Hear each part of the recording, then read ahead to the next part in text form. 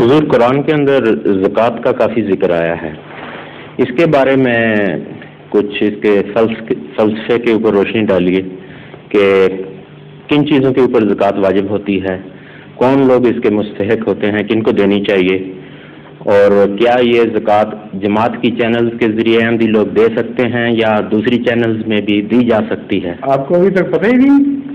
جی میرا علم محدود ہے اس کے بارے میں، زکوٰۃ کے بارے میں۔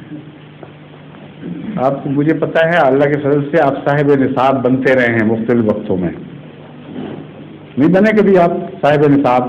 جی مجھے تو معلوم نہیں صاحب نصاب کیا ہوتا ہے۔ جس پر زکوٰۃ فرض ہو جائے، اتنا مال جس کو خدا عطا فرما دے کہ اس پر زکوٰۃ فرض ہو جائے، اس کو صاحب نصاب کہتے ہیں۔ جی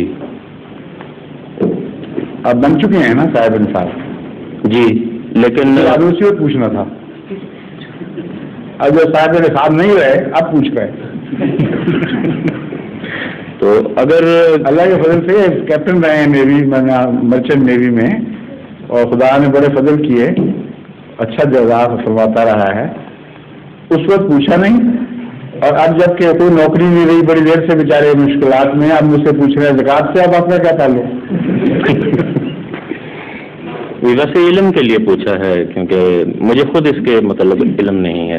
نہیں ظاہر بات ہے، جماعت کا نظام ہے، باقاعدہ زکوٰۃ ملتی ہے، جماعت حاصل کرتی ہے، غرباء کو اس کے مطابق دیتی ہے، دوسرے مصارف جن کا ذکر ہے قرآن کریم میں ان پر خرچ ہوتا ہے، جماعت کا بیت المال پہلے دن سے یہ اس کام میں ہے، شامل ہے۔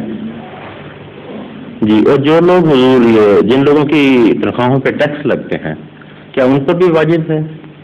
ٹیکس الگ چیز ہے، ٹیکس کے بعد جو رقم بچتی ہے وہ ہے آپ کی،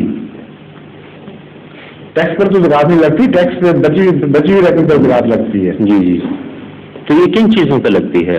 مثلاً تنخواہ پہ ہوتی ہے یا کسی زیور پہ یا کس؟ اس کی تو شرطیں لکھی ہوئی ہیں فقہاء نے تفصیلی، بعض کہتے ہیں 1 سال مدت گزر جائے جس رقم کو اپنی تحویل میں اور وہ استعمال میں نہ لائی گئی ہو اس پر زکوٰۃ ہے، جہاں تک کیپٹل کا تعلق ہے، جی، اور جہاں تک اس کا تعلق ہے جانوروں وغیرہ کا اس پر یہ بتایا ہے کہ 40 بھیڑوں پر اور اتنے اونٹوں پر، یہ سارے مسائل تفصیل سے لکھے ہوئے ہیں فقہاء نے۔ جہاں تک سونا چاندی کا تعلق ہے، 2.5 تولہ سونا ہو اس پر لگے گی، اور اتنے وہ چاندی پر لگے گی، اتنی اوقیہ گندم پر لگے گی، یہ سارے ایک ایک مسئلہ وسعت سے موجود ہے، اس میں آپ دیکھ سکتے ہیں جس پر جو زکوٰۃ لگنے کا احتمال ہو جی یا امید پیدا ہو، کتاب اٹھائے اس سیکشن میں اس کو دیکھ لیں کہ اس پر کتنی زکوٰۃ بنتی ہے۔ Thank you. اور کوئی سوال؟